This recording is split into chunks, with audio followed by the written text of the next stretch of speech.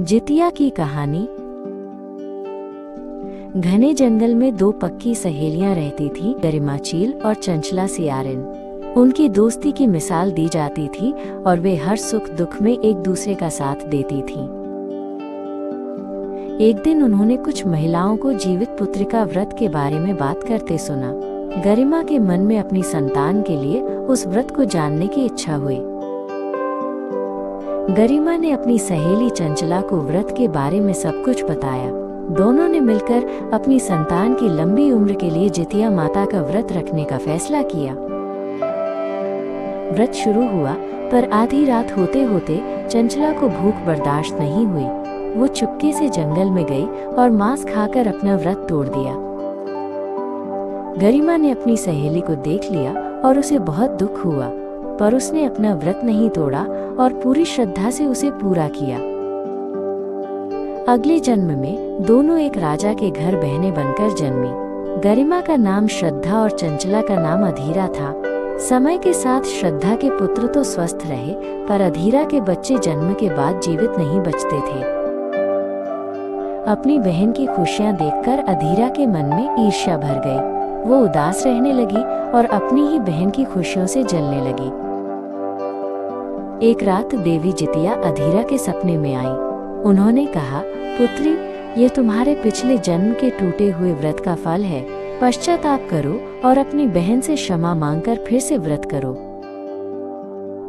सुबह होते ही अधीरा अपनी बहन श्रद्धा के पास गई और रोते हुए अपनी गलती की माफी मांगी। बड़ी बहन ने उसे तुरंत गले लगा लिया और माफ कर दिया। अगले साल दोनों बहनों ने साथ मिलकर पूरे विधि विधान से जितिया का व्रत रखा। माता की कृपा से अधीरा को भी एक सुंदर पुत्र की प्राप्ति हुई और दोनों बहनें हमेशा प्रेम से साथ रहने लगी। जीमूत वाहन की कहानी। जब वृद्धावस्था में जीमूत वाहन के पिता ने अपना सारा राजपाट त्याग कर वानप्रस्थ आश्रम जाने का निर्णय लिया, तब जीमूत वाहन को राजा बनने में कोई रुचि नहीं थी। इसलिए उन्होंने अपने साम्राज्य को अपने भाइयों को सौंपकर अपने पिता की सेवा करने के लिए जंगल की ओर प्रस्थान किया। जीमूत वाहन का विवाह मलेवती नामक एक राजकन्या से हुआ। एक दिन जीमूत वाहन जब जंगल में जा रहे थे तो उन्हें एक बूढ़ी महिला रोते हुए दिखी। जीमूत वाहन को पता चला कि वो नागवंश की स्त्री है। वृद्ध महिला नागनी देवी ने आगे बताया कि नागों ने पक्षियों के राजा गरुण को रोजाना खाने के लिए नागों की बलि देने का वचन दिया है और इसी के कारण अब उसके बेटे शंखचूड़ की बारी है। ये सुन जीमूत वाहन ने महिला को कहा कि वो स्वयं अपनी बलि दे देंगे। इसके बाद जीमूत वाहन ने शंखचूड़ से लाल कपड़ा लिया और वो अपनी बलि देने के लिए चट्टान पर लेट गए। जब गरुण आए तो उन्होंने लाल कपड़े में ढके जीव को देखा और वो उसे पहाड़ की ऊंचाई पर उठा ले गए। पंजों में जकड़े हुए जब पीड़ा के कारण जीमूत वाहन कराहने लगे और तब गरुड़ की उन पर नजर पड़ी और उन्होंने जीमूत वाहन से पूछा कि वो कौन है और नागों के स्थान पर वो क्या कर रहे हैं। इसके बाद जीमूत वाहन ने गरुड़ राज को पूरी बात बताई। जीमूत वाहन की बहादुरी और त्याग से गरुड़ प्रसन्न हुए। इसके बाद गरुड़ राज ने न केवल जीमूत वाहन को जीवन दान दिया, बल्कि ये भी प्रतिज्ञा ली कि वे आगे से नागों की बलि नहीं लेंगे। कहते हैं इसी घटना के बाद से जीमूत वाहन की पूजा की परंपरा शुरू हुई। जितिया व्रत की तीसरी कथा।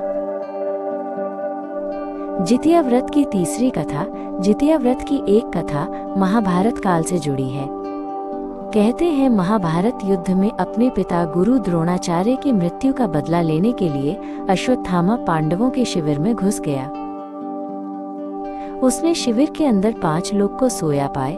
अश्वत्थामा ने उन 5 लोगों को 5 पांडव समझकर मार दिया, परंतु वे द्रौपदी और पांडवों की 5 संतानें थीं।